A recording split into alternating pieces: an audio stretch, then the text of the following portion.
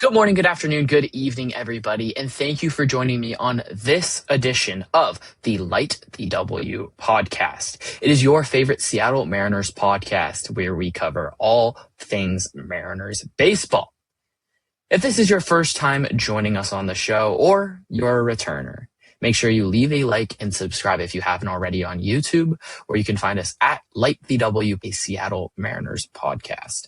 Or if you want to listen to the audio version, go to Spotify or your preferred podcast platform, where I would love it if you could leave a 5-star review and follow on those platforms. It supports the show and the channel greatly, and it's greatly appreciated. Make sure you follow us on Twitter, TikTok, and Instagram at LightTheWPod. And finally, without further ado, let's get into today's episode. The pitch from Acevedo. Swung on the line, down the left field line for a base hit. Fly ball, gap, right center field. And Double him up at second. Luke is going back to the 1-8 track. Get out the right, Brennan Mustard grandma. It is grand salami time. Polanco sent it in the right, and will send Seattle to the American League Championship Series for the first time in 24 years.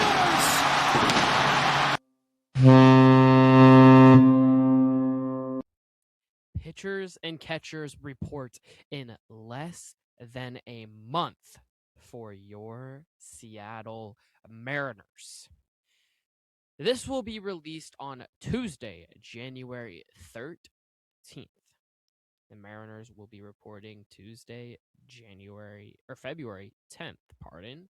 It's when pitchers and catchers will be reporting for your Seattle Mariners. And there is work to be done this offseason before we are ready for that to happen. When this releases, we'll also be a month and a week away from the first Mariners spring training game on February 20th. But like I said, work to be done on the roster and on the team before we can get to that point and feel comfortable and confident in this Mariners roster.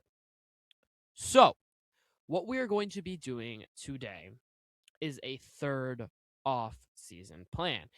It's not a full plan because the Mariners have already done quite a bit. They've brought in Jose Ferrer. They've re-signed Josh Naylor, so they've spent money. They've brought in Andrew Kisner to fill the Mitch Garver role. And they've brought in Rob Refsnyder to be a platoon outfield DH first base bat that'll crush lefties. At least that's what he's done over the course of his career. What we're going to do today is look at an avenue that I don't think has been explored all that much by many people on how the Mariners could close out this offseason. In my opinion, they need 2 more players, and they need one of them to be an impact player. The focus has been on that impact guy being a bat. The likes of Brendan Donovan have been named quite a bit. Ketel Marte was floated. Nico Horner. And then the big guys, Bo Bichette, Alex Bregman, who's now off the market, Kyle Tucker. It's all been bats that have been floated in terms of the big impact type of acquisition that the Mariners could make to close out this offseason. What I'm going to do today is explore a different route.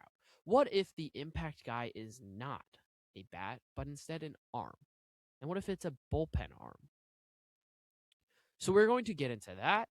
I'm going to explain why I think the Mariners likely will have 2 more moves, and why I think that if they go do 2 more moves with one of them being an impact bat, that's an A-grade offseason. But to start, I've seen fans complaining about the offseason yet again. And it's understandable because you have, lost guys like Jorge Polanco. As of right now, Eugenio Suarez not coming back. That's another impact bat. Some people think it's an impact bat that has been floated. He probably would be an impact bat. He hit 50-plus home runs last year. So people have been frustrated. And I've had people in the TikTok comments, on Twitter, all that, complaining about there being a lack of spending money and all of that again. What fans need to understand is that the Seattle Mariners, at least under this ownership, are not going to be a team that's going to go for that upper tier of free agent bats. That's just not who they are. They don't have the financial means to do that. And the contracts that are of those calibers, they give out in extensions instead of in free agent contracts. And they do that for multiple reasons. And I understand why they do that, because the Mariners, to be successful, they can't have an aging guy taking up 30, 35 plus $1 million a year, even if he's really good for the first portion of that. And by the end of that contract, with their financial restrictions, as much as it sucks that they have them, they are there. They are real. And with them being there, they can't afford to be wasting $30, $35 million on a guy that isn't contributing to the level that that type of money constitutes. They are going to spend somewhere between 160 and 170 million dollars this year, very likely, in their opening day payroll. You go shell out a 30 or a $35 million contract, you are left with 130, 135 million dollars to spend. So the roster that the Mariners are putting on the field right now, outside of whoever that guy may be, whether it's Alex Bregman, Kyle Tucker, Bo Bichette, or whoever, would need to be built to be 130, 140 million dollars of value to go alongside that really expensive guy for them to be able to compete. And it's not sustainable.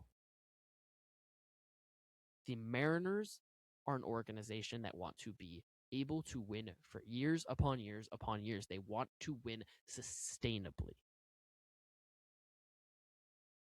They want to win year after year. They want to do what the goddamn Houston Astros just did to us. They want to be the big dog, and not just the American League West, but in the entire American League.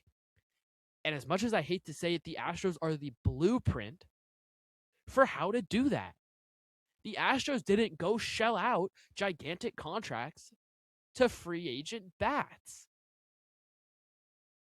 Nor did they really do it to free agent pitchers. They traded for guys. They developed guys.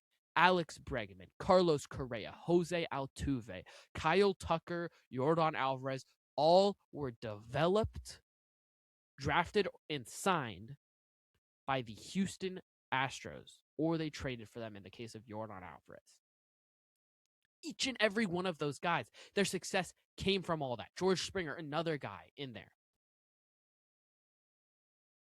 And they were able to be the big dog, the big daddy in the American League for a decade.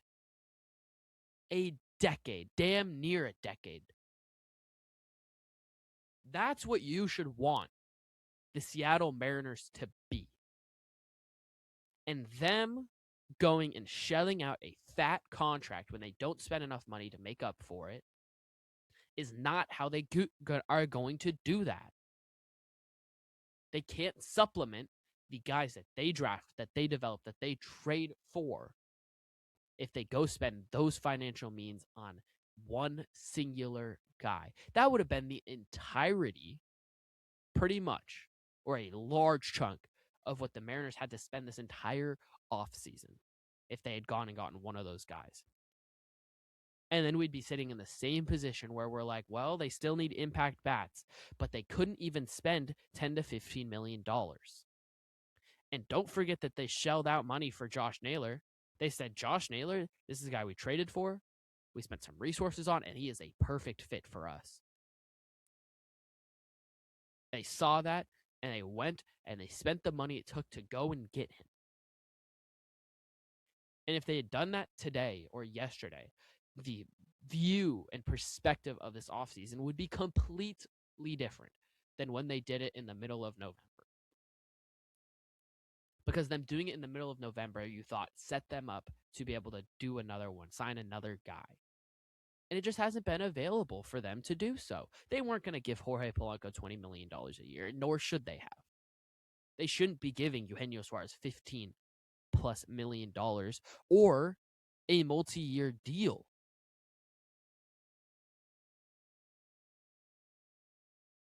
Of guys that have gone off the table, realistically, who do you wish the Mariners had gone and gotten in terms of bats? Because to me, the list is very, very short. Very short.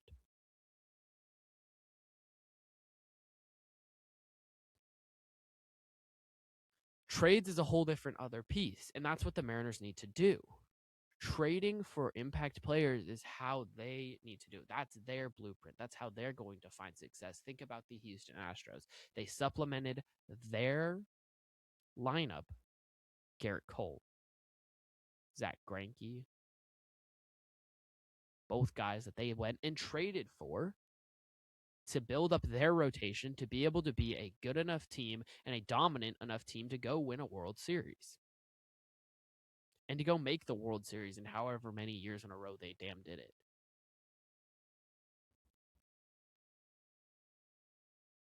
So looking at this Astros blueprint, the Astros built up their lineup. The Mariners have built up their rotation. The Astros went and traded for starting pitching. The Mariners need to go and trade for hitters. They've done it already. They did it with Randy Arozarena. Right? They developed Julio and Cal. They traded for and then signed Josh Naylor. Now it's about one more guy. Because as they stand right now, your lineup will have Dominic Canzone, Victor Robles, J.P. Crawford, Cole Young, and Ben Williamson in it. The final 5 spots in your lineup, I have no goddamn clue what you're going to get from them. No clue. And yes, that's including J.P. Crawford. Yes, it is. Because if you want to tell me what you think realistically J.P. Crawford is going to put up this season, I will say, yeah, he could probably do that. He could be anywhere from a 120 WRC plus and a 4 or 5 win player to a 1 win player with an 80 to 90 WRC plus. And I wouldn't be shocked if he went and did that. He could do either of these things. He could be on either spectrum, and I wouldn't be shocked.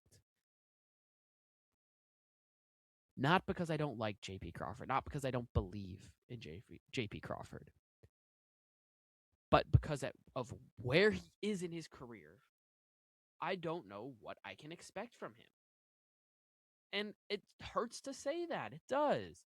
Because this is a guy that is a Mariner at heart. You know, this is a true, for lack of a better term, Mariner. But he's now 31 years old. Posted 2.8 wins, a 113 WRC plus. This last year in his age 30 season. After posting a 90 the year before, we played just 105 games because he was injured quite a bit. The year before that was his career year where he was a 5-win player. Put up a 136 WRC plus. Outside of that, he has been around a 100 WRC plus and about a 3-win player pretty much his entire career since he really broke onto the scene in 2021.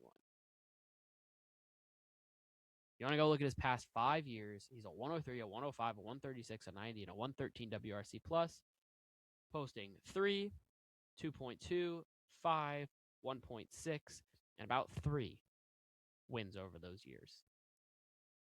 And I don't know what I can expect from him. You can say the same thing about Dominic Canzone, Victor Robles, Cole Young, Ben Williamson. But with those guys now, they're at least young, and they provide value in some other ways. Cole Young, Ben Williamson both can play decent defense. Robles supposedly can play decent defense. Canzone, we don't really know if he can play defense, but he would just be a luxury if he can do anything close to what he did last year. And then your bench right now has Andrew Kisner, Luke Raley on it. And probably Leo Rivas. Those are another group of guys that I don't know what the hell they're going to bring me. And for a team that wants to go win the American League West for the back-to-back years for the first time in franchise history, you can't have this many question marks in your lineup. That's why everyone's screaming for another impact bat. But to me, it doesn't necessarily even have to be an impact bat. They just need another guy. And ideally, it's an impact and, more importantly, proven bat where I'm like, I'll slot you in and I know pretty much what you're going to be for me. So there's less question marks around this team. Because right now, how many question marks is this Mariners team? And that's not to say that other rosters don't have those same question marks.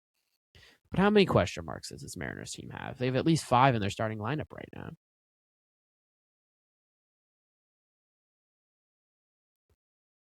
So my goal for this offseason plan was to bring impact to the roster.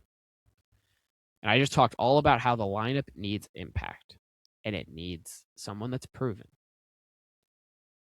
And unfortunately, with the options that are left right now, there's not that many guys. It's Brendan Donovan, pretty much or bust, unless you want to go get Eugenio Suarez, but I'm out on that. So the route I took was I wanted to go then improve the back end of my bullpen. I want to go bring impact to my bullpen because I don't know if I can do it to the lineup. And we're going to go to the free agent market. Actually, for both of these guys. 2 guys that I'm bringing in. I think that's what the Mariners likely are going to do. And I think one of them will probably be an impact guy. I think one will be an arm. One will be a bat. I think that's what their offseason is going to end with. And I think that'll be a totally fine offseason. I think it'll be B+ at the very, very worst, depending on who the guys are. So the reliever, I'm going to be bringing in is a free agent reliever. Mariners saw him in the playoffs last year. This guy was in the 91st percentile in strikeout percentage, the 94th in whiff percentage, throws his fastball at nearly 98 miles an hour on average, was in the 93rd percentile in expected batting average against, is solid at limiting barrels, and added a splitter last year for the first time in his career that was filthy. Ended up being one of his best pitches and played up a couple of his other pitches. Removing his slider and replacing it with that splitter basically was the change in his arsenal that helped unlock him from what he was in 2024 to the dominant reliever he was in 2025 through most of the season. Now 31 years old, he's not going to need a super large contract, in my opinion. And he's been up and down, partially because he walks a lot of guys. Almost a 14% walk rate this last year, ranked in the 1st percentile in all of baseball. That is really bad. And for that reason, I don't think the Mariners would be all that interested in this guy. That said, 20 holds last year and 50+ innings pitched each of the last 4 years. Contract I'm going to give this guy is 2 years and $20 million. I think it could be less than that you give him, especially if you give him a multi-year deal.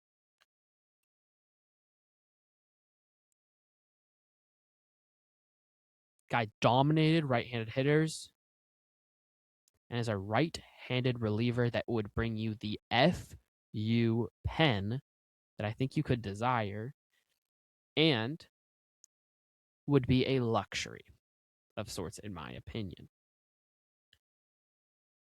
This guy is Sir Anthony Dominguez.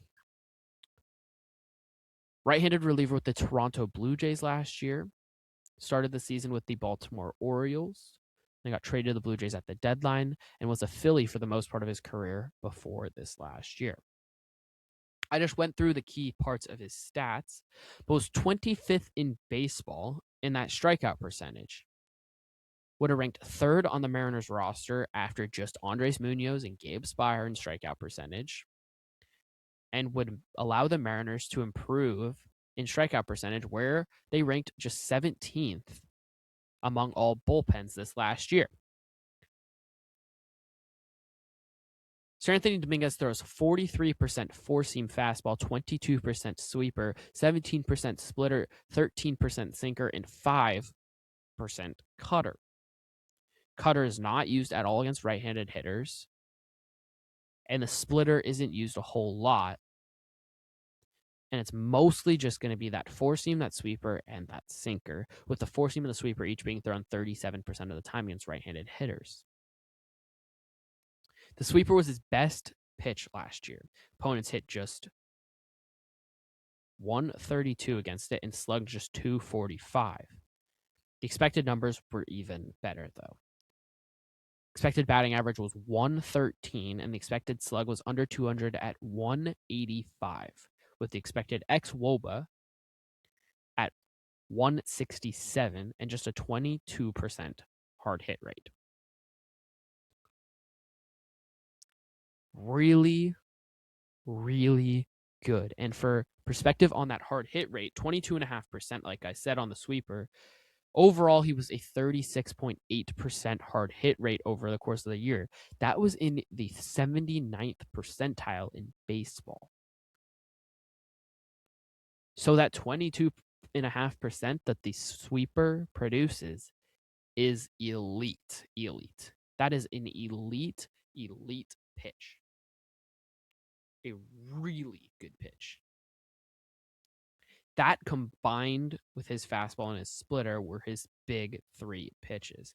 Splitter, opponents slugged just 159 against it and whiffed 49.5% of the time. Splitter and the sweeper were the strikeout pitches, and he threw 48% splitter when down in an 0-2 count. That's a big change from what he did the year prior. His 0-2 pitch, for the most part, was a four-seam fastball in 2024, throwing that 40% of the time at an 0-2 count.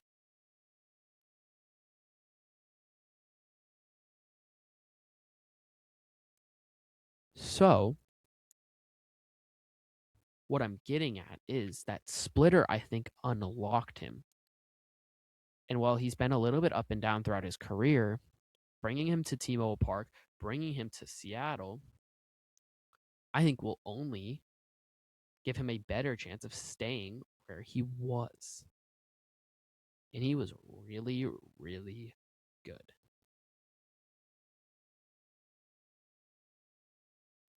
Really good. I'm trying to get the stuff plus here on Sir Anthony Dominguez's pitches because I want to see where he ranks or where he is on those pitches. If you don't know how stuff plus works, it averages all the type of that pitch and then averages it out to 100 being league average. So that sweeper was a 130 stuff plus. A really, really good pitch.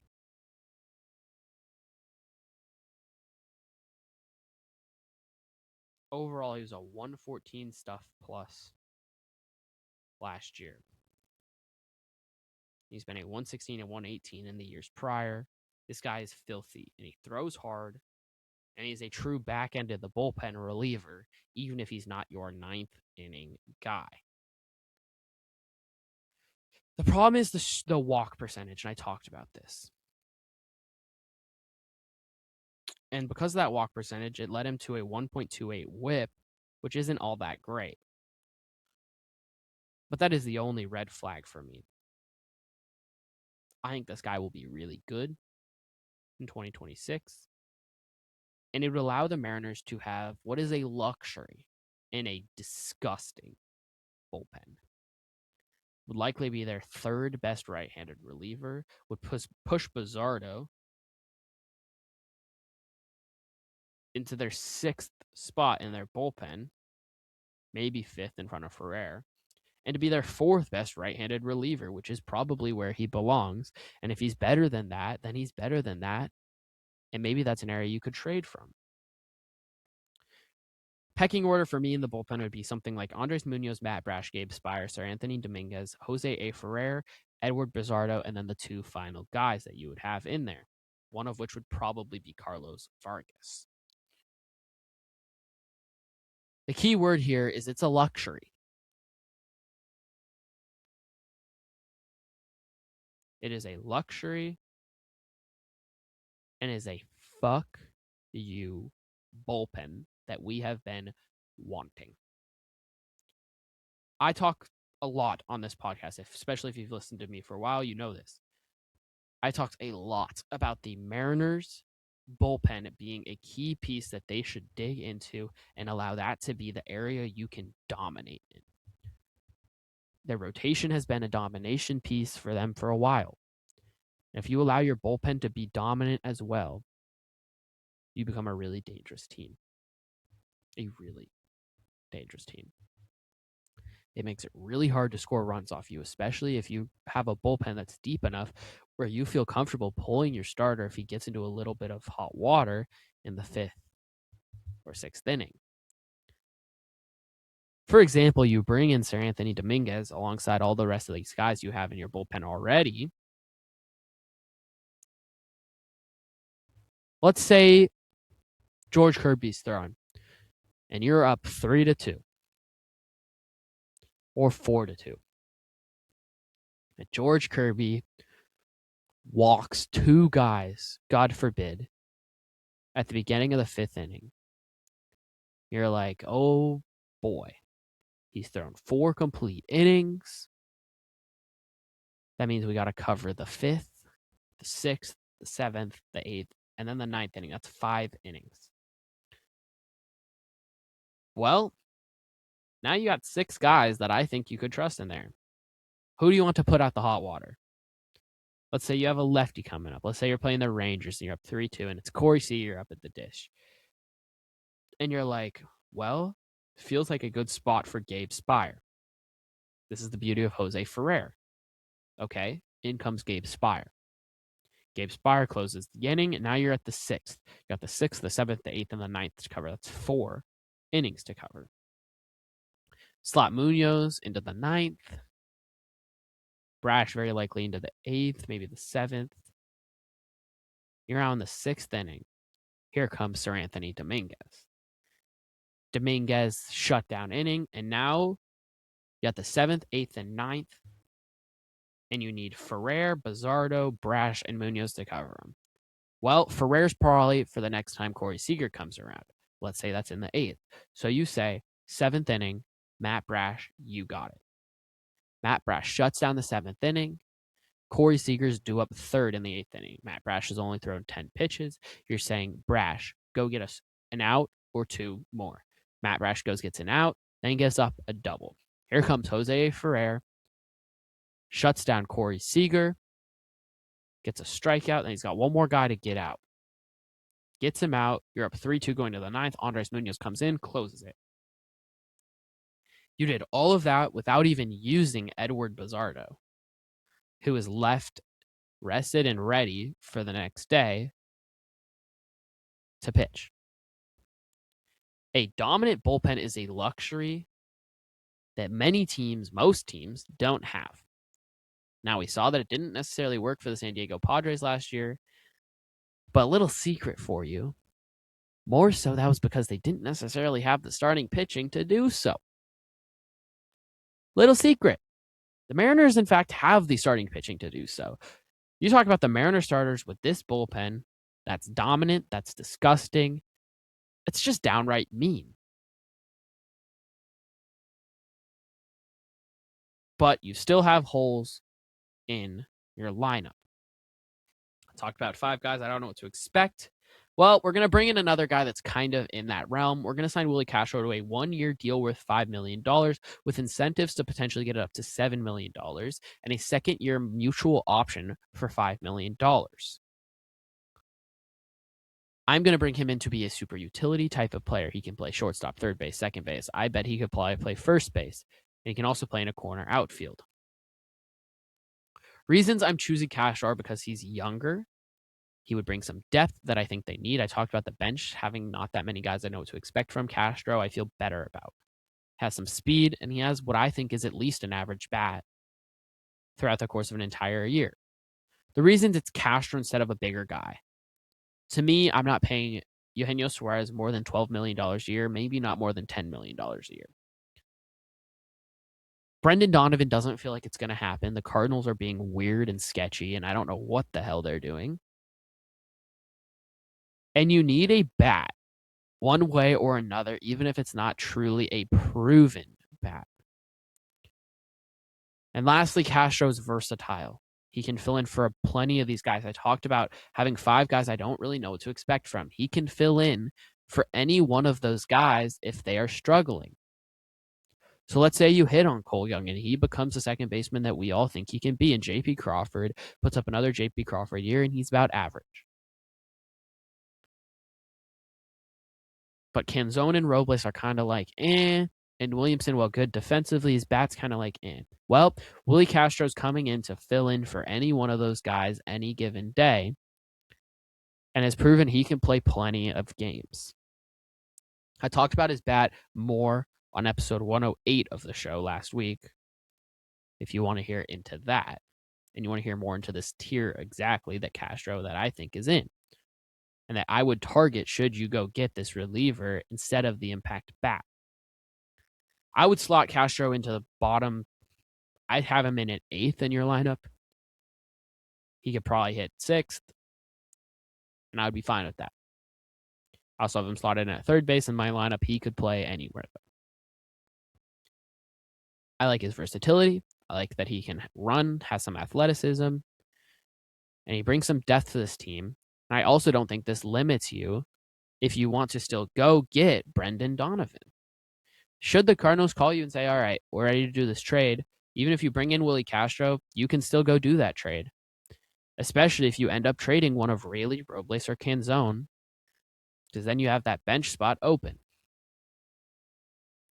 And then Castro becomes a luxury in of itself. And then it's a really dominant offseason. Then it's an A, potentially A+ offseason. Willie Castro, I think, brings in stuff that you need in this lineup. Right, it's for some average. And he allows this offseason to close out on a positive note. Him and Sir Anthony Dominguez do that. You bring in Sir Anthony, you get the FU pen, you get the luxury that you want, the cherry on top. And you bring in Willie Castro, provide depth, and be a guy that I think can bounce back from what was a poor second half of the year last year, but he was really good up to that point. You allow your bullpen to get more strikeouts, which I think it needs in the back end of it. And Castro, a veteran, plays a utility role, similar to what Dylan Moore did, but he's better than that. At least bat-wise, I think he's better than that. And when these unproven guys inevitably struggle, Castro will fill in there. And lastly, Donovan. If he's available, if the Cardinals want to end up trading him, he's the cherry on top. He can still be added. This doesn't take you out of that race. That is all for today's episode. Thank you guys so much for listening. If you've made it this far, you must have liked it. So make sure you like, subscribe, leave some comments below. What's your thoughts on this? If this was how the Mariners close it out, what are you giving the grade? Make sure you follow, leave a 5-star review on your favorite podcast platform, wherever you are listening to it. Even if you're not listening to it there, it's there if you want to get the audio version as well. Maybe you're driving, you want to get that. That's there for you as well. Go listen to past episodes. I had Jeff on episode 109, this last episode on Thursday. He's been joining me every other week. We've been doing pretty much every Tuesday episodes, and then Thursday seems to be about an every other week thing. Planning to get pretty much an episode every Thursday started. Going here as we get closer in towards the season. Excited to do previews, all of that jazz. But for now, let's get a go Hawks. Beat the Niners. Some energy there. Make sure you go get some Seahawks content in you this week as well. Brian Nemhauser's my favorite. Go get that. But till Thursday, hopefully the Mariners make a move. We'll have something more fun to talk about. But till Thursday, as always, I am Mahal Domingo Anderson. Till next time, go M's, y'all, and peace.